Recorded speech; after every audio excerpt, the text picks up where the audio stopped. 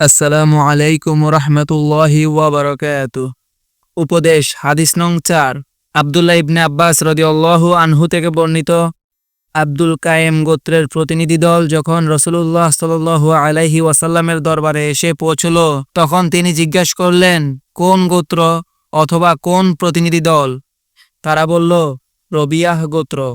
তিনি বললেন, তোমাদের গোত্রকে অথবা তোমাদের প্রতিনিধি দলকে মুবারকবাদ, যা অপমানহীন ও অনুতাপবিহীন।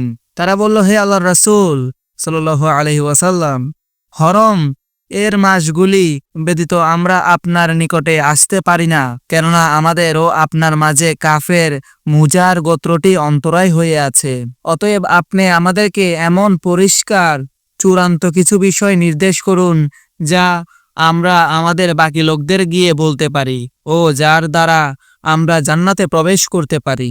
রাবি বলেন, তারা তাকে পানপাত্র সমূহের ব্যাপারে জিজ্ঞেস করল।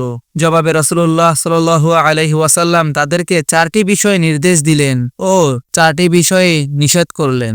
তিনি তাদেরকে নির্দেশ দিলেন কেবলমাত্র এক আল্লাহর উপর বিশ্বাস স্থাপনের জন্য। অতঃপর বললেন, তোমরা কি জানো কেবলমাত্র আল্লাহর উপর বিশ্বাস স্থাপনের অর্থ কি? তারা বলল, আল্লাহ ও তার রাসূল অধিক জ্ঞাত। অতঃপর সালাত কায়েম করা, যাকাত আদায় করা ও রমজানের সিয়াম পালন করা। এতদ্ব্যতীত জিহাদলব্ধ গনিমতের মাল থেকে 1/5 তোমরা নেতার নিকটে জমা দেবে।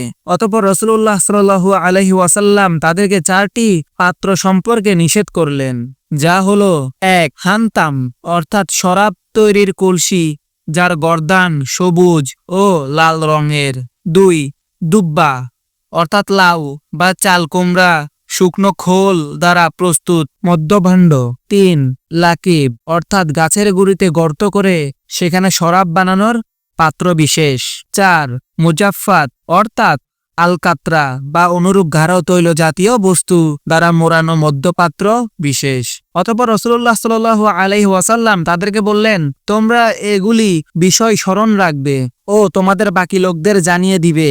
বুখারী মুসলিম মিশকাত। অত্র হাদিস দ্বারা প্রমাণিত হয় যে সাহাবীগণ শরিয়াহ শোনার জন্য রাসূল সাল্লাল্লাহু আলাইহি ওয়াসাল্লামের নিকট আসতেন ও সে অনুপাতে আমল করে জান্নাত পাওয়ার আকাঙ্ক্ষা পোষণ করতেন।